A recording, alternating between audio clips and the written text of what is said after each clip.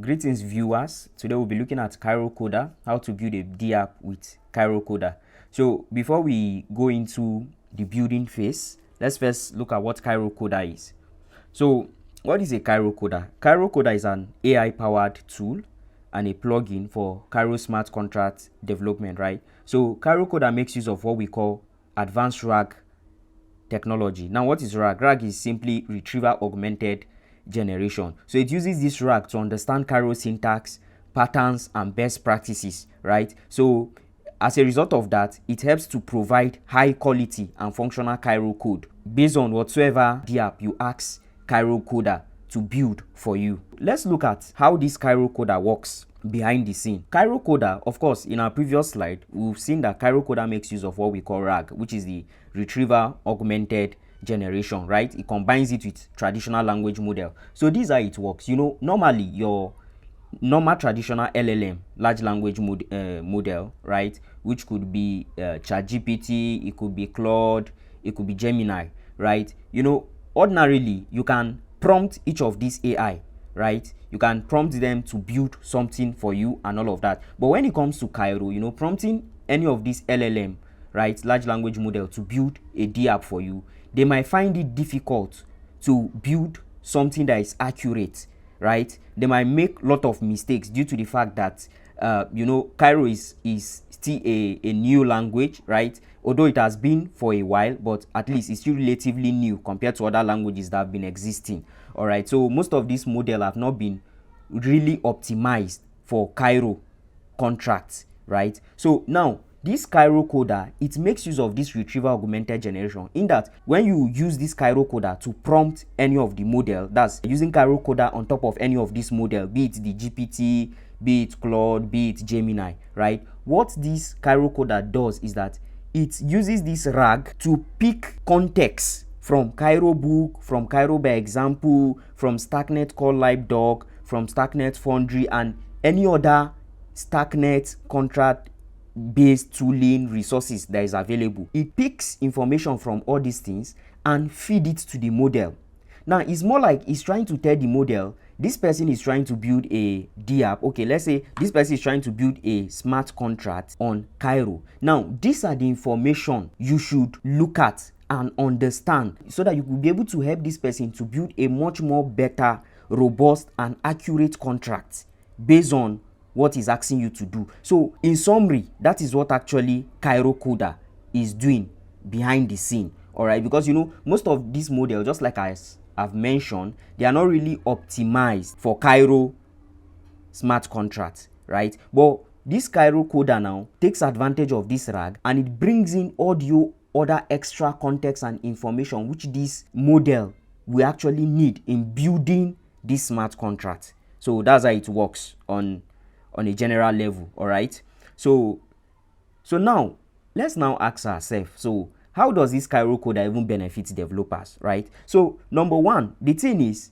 you don't even need to be a Cairo or smart contract expert to now build using Cairo Coder.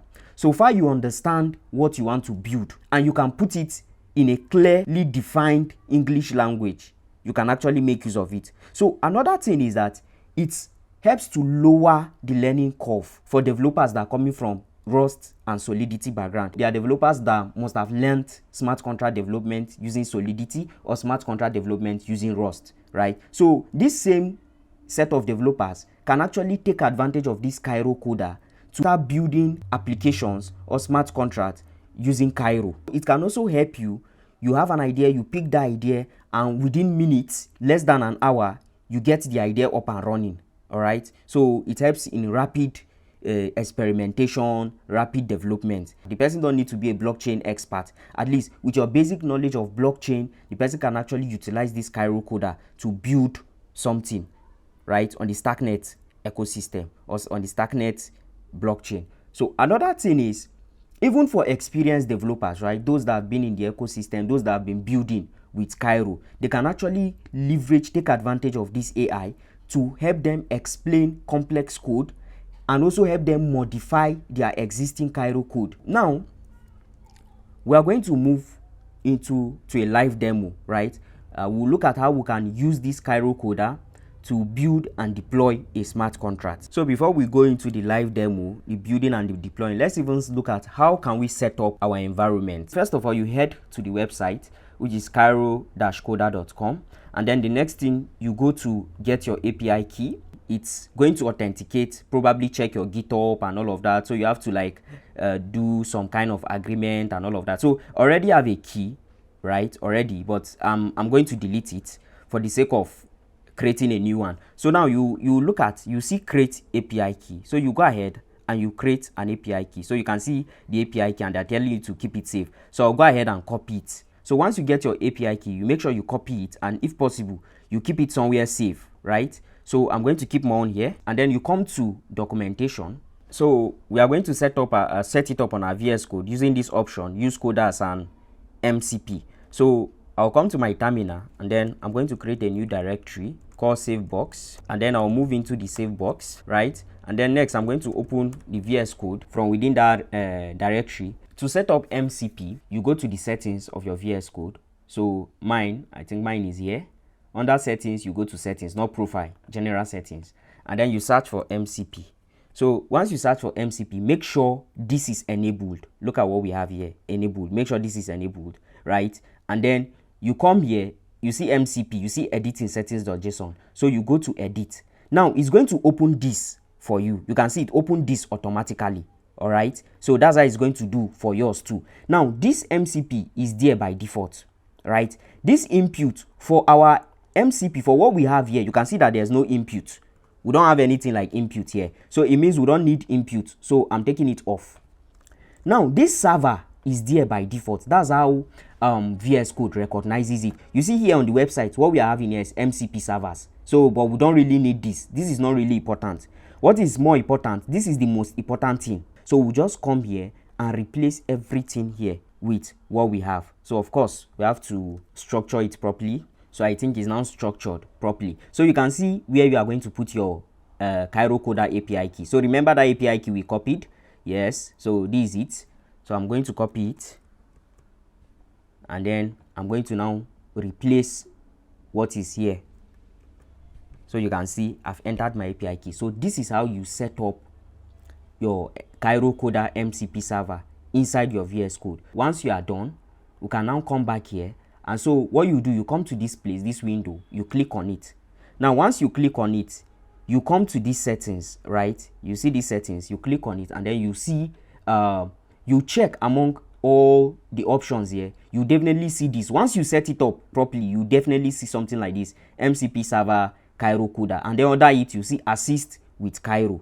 So, and you can see the description of the Cairo Coder, provides assistance with Cairo, Starknet, development tags, blah, blah, blah, and the rest. Yes. So once you see that, just know that you have set it up properly. So this is how you set up your environment for MCP to be able to use it, to use Cairo Coder. We'll go back to coding, and then we'll create a new folder, and we'll name the folder SBox, and then that's short form of save box, and then we'll move into the SBox, right? And then I'm going to open my code editor here. Let me increase the size a little.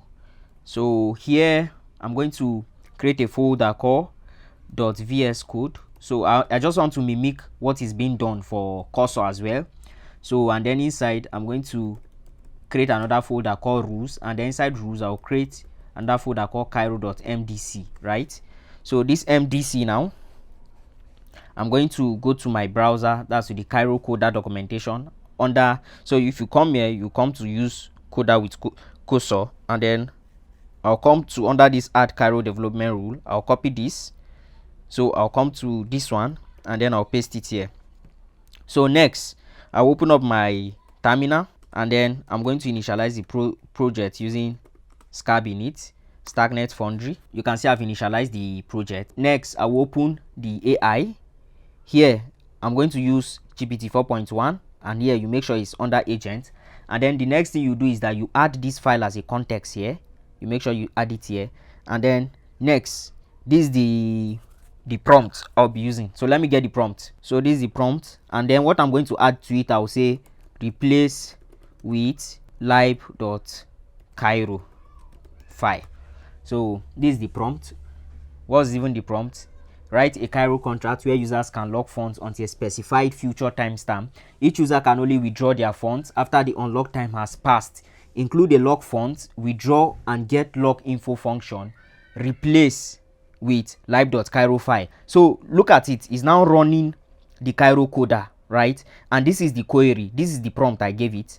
And then you can see that it receives the prompt and then it's giving an output. Now this output is given, if you remember, we say the Cairo coder makes use of RAG, right?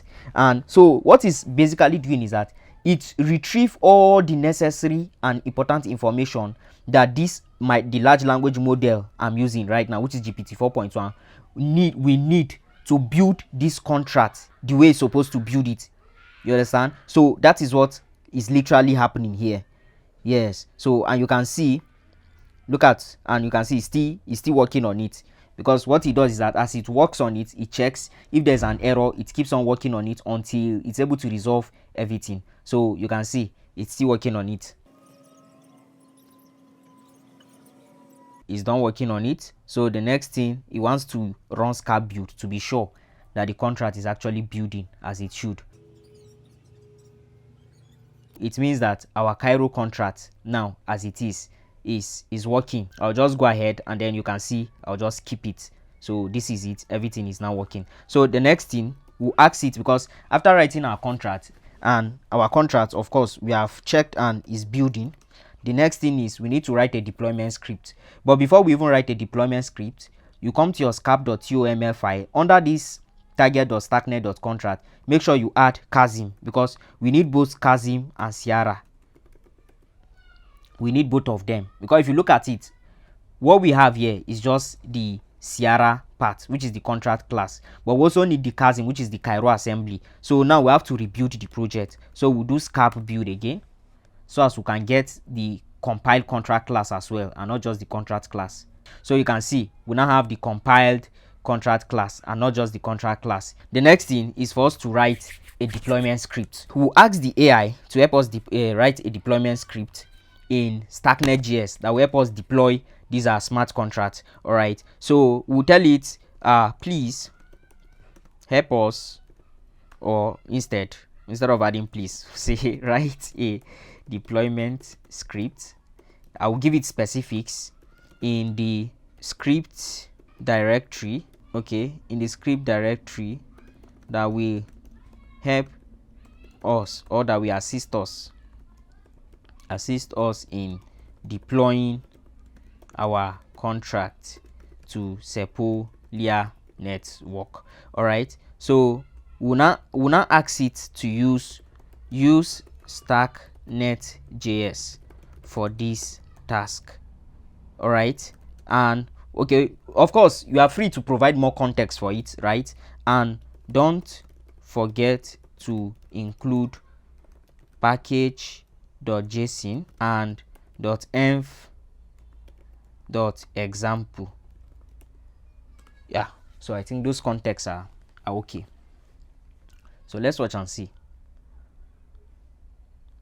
So it has created the directory script, so, and it's now creating the file. You can see,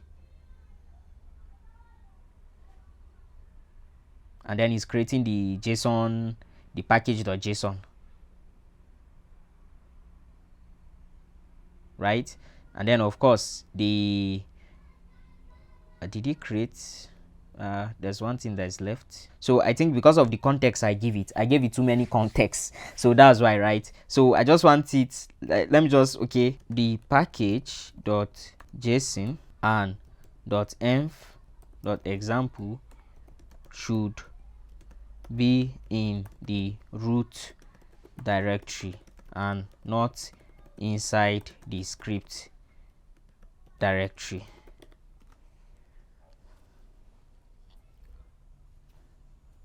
Good.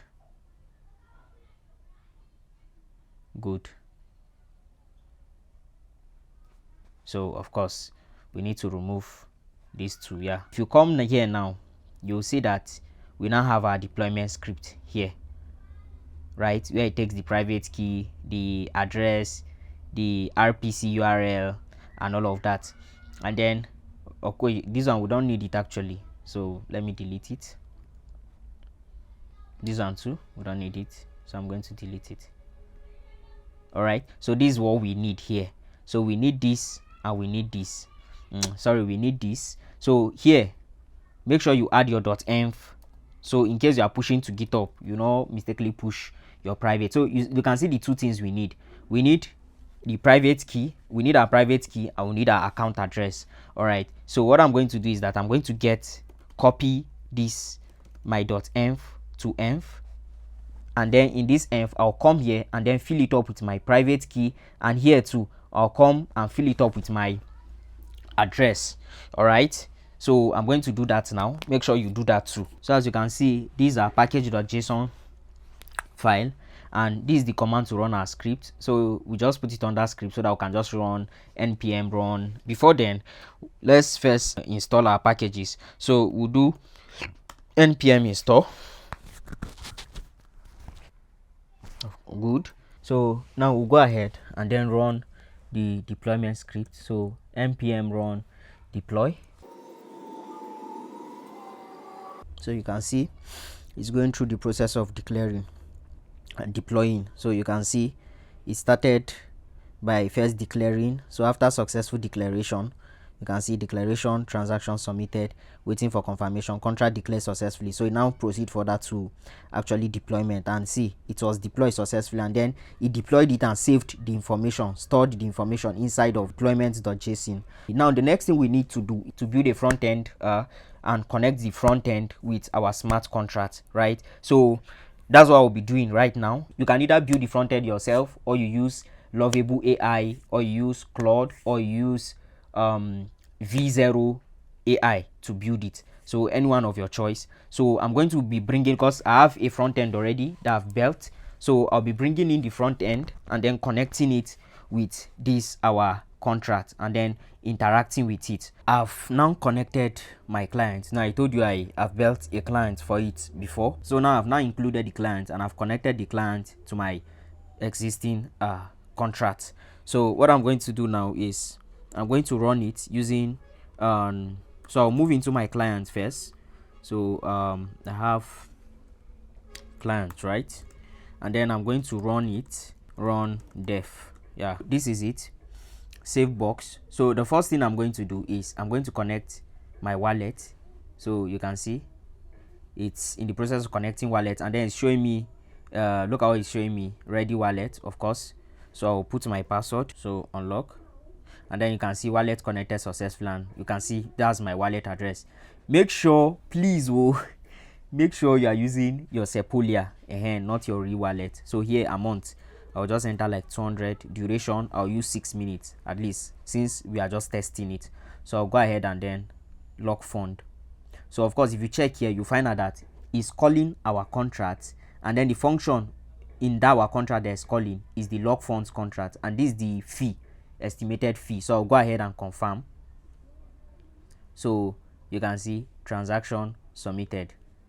So it's still processing it. So we have to wait until, so you can see the funds is now locked successfully. How much do we lock? We locked 200.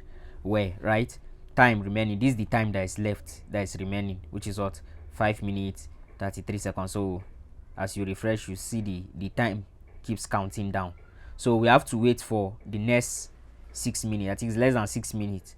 So for it to unlock before we now go ahead and we'll be able to withdraw the funds. So you can see immediately the countdown went down to 0, both minutes and hour. You can see it now showed what was showing locked before is now showing unlock, can withdraw, and then you can see. So we'll just go ahead and then we press withdraw. So you can see for the withdraw, you see what is the function is calling contract. This is the contract is calling, the function is calling the withdraw function, and then the fee that will be charged, this is it. So I'll go ahead and press confirm. So it's now in the process of withdrawing the funds. So you can see it has now withdrawn the funds successfully. Thank you for watching. This is how you can take advantage of Cairo Coder. For those not able to use Cursor, this video at least will give you a guide on how to set up your VS Code for Cairo Coder, how to make use of Cairo Coder by coding your smart contract, and then Afterwards, you can now connect your smart contract to the front end and interact with it. See you another time. Thank you. Have a great day.